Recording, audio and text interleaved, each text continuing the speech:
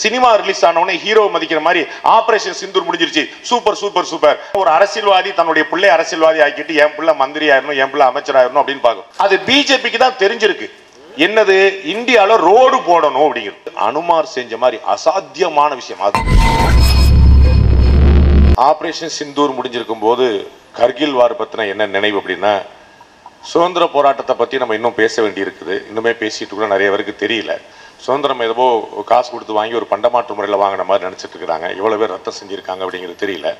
அதுபோல் உங்களுக்கு தெரிஞ்சிருக்கும், ராஜீவ்காந்தி அவர்களுடைய மரணத்தை விட பெரிய தாக்கத்தை ஏற்படுத்தியது பிரபாகரன் அவர்களுடைய மரணம். ஏன்னா ராஜீவ்காந்தி இறந்தது எப்போ அப்படின்னா அது 1991.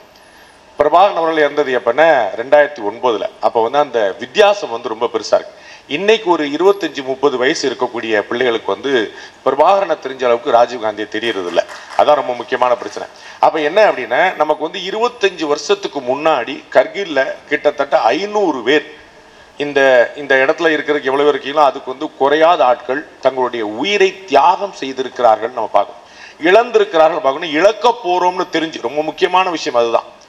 நம்ம திரு ராம் மாதவ் அவர்கள் இருக்கிறாங்க. நம்ம ரொம்ப சீக்கிரமாக அவரை மத்திய அமைச்சராக நம்ம பார்ப்போம், நான் நம்புகிறேன். அவங்க வினோஜ் அவர்கள் ஏற்கனவே குறிப்பிட்டது போல ஜம்மு காஷ்மீர்லையும் வடகிழக்கு மாநிலத்திலையும் இன்னைக்கு நம்ம பார்த்துட்டு இருக்கிற பல முன்னேற்றங்களுக்கு ரொம்ப முக்கியமான காரணமாக அடிநாதமாக இருந்தவர். எப்படி இராணுவ வீரர்கள் நேரடியாக களமாடினார்களோ அதுபோல் அவர் ஆர்எஸ்எஸ்க்கு எப்பப்பெல்லாம் தேவையோ அங்கே திரும்ப கூப்பிடுவாங்க, பிஜேபிக்கு எப்பப்பெல்லாம் தேவையோ அங்கே அனுப்பிடுவாங்க. ரெண்டு கடையில் ஒரு ஒரிஜினலான பாலம் திரு ராம் மாதவ் தான். அது பேலன்சிங் ஆக்டில் அவர் மாதிரி ஒரு எக்ஸ்பர்ட் பார்க்க முடியாது. அந்த டிப்ளமசியில் அந்த ஷார்ப் பார்க்கரில் திரு ஜெய்சங்கர் அவர்களுக்கு கொஞ்சமும் குறைவில்லாதவர். அந்த அளவுக்கு ஒரு பெரிய இன்டெலிஜென்ஸ் அவரை நான் தினமலர் காலத்திலேருந்து நான் ஃபாலோ பண்ணிட்டே வரேன். எவ்வளோ பியூட்டிஃபுல்லாக செயல்படுறாரு, எவ்வளோ டிப்ளமேட்டிக்காக ரொம்ப ப்ரிசைஸாக இருக்கிறார் அப்படின்ட்டு. அப்போ நமக்கு 25 வருஷத்துக்கு முன்னாடி இந்த கார்கில் போரில் நம்ம திரு டாக்டர் நிரஞ்சன் அவர்கள் குறிப்பிட்டது போல் நம்ம ஊரை சேர்ந்த, ராமேஸ்வரத்தில் பிறந்த, திருச்சியில் படித்த, பீகார் ரெஜிமெண்ட்டில் வேலை பார்த்த மேஜர் சரவணன் அவர்கள் அந்த உயிர் தியாகம் ரொம்ப முக்கியமாக கவனிக்க வேண்டியது.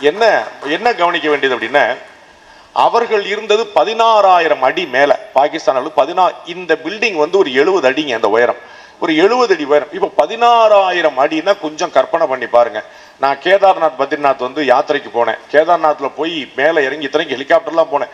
அங்கே அந்த ஸ்ரைனில் இறங்கின உடனே என்னுடைய ஒய்ஃபுக்கு முகமெல்லாம் அப்படியே ப்ளூ ஆயிடுச்சு. அது இருக்கவே முடியல அந்த இடத்துல, மூச்சு விடுறதே பெரிய விஷயமாச்சு.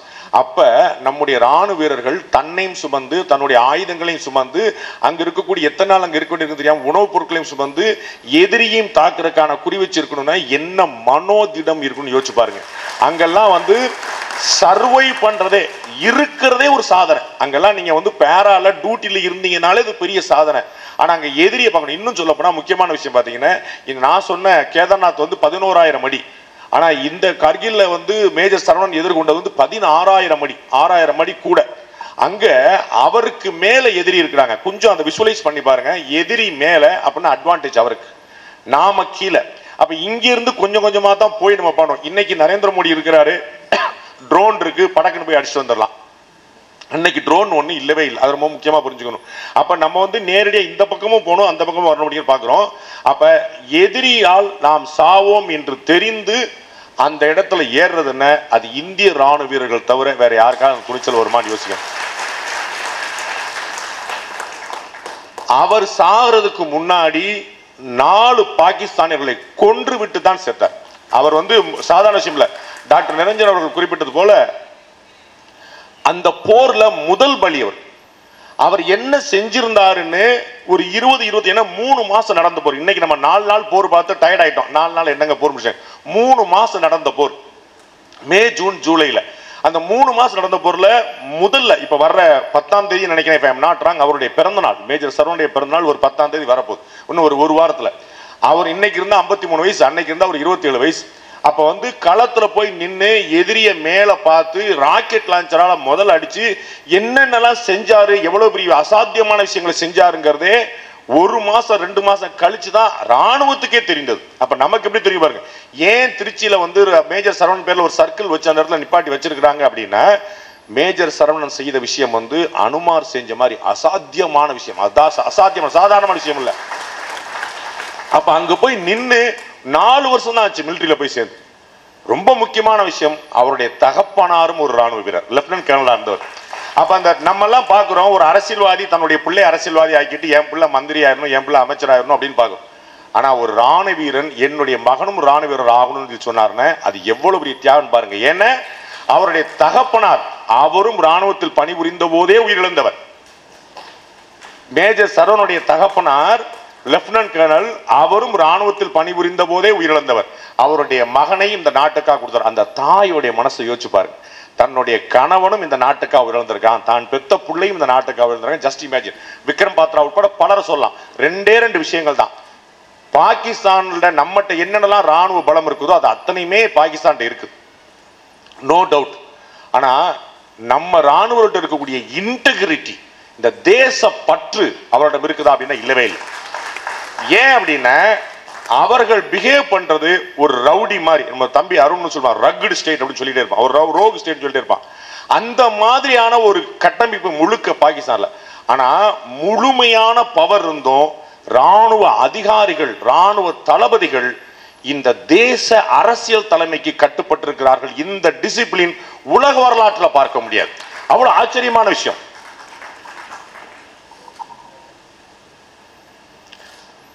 ஒவ்வொரு இடத்துலையும் பாத்தீங்கன்னா ராணுவ வீரர்களுடைய தியாகம் ரொம்ப ஆச்சரியமானது, அவர்களுடைய முடிவு, அவர்களுடைய தலைமை.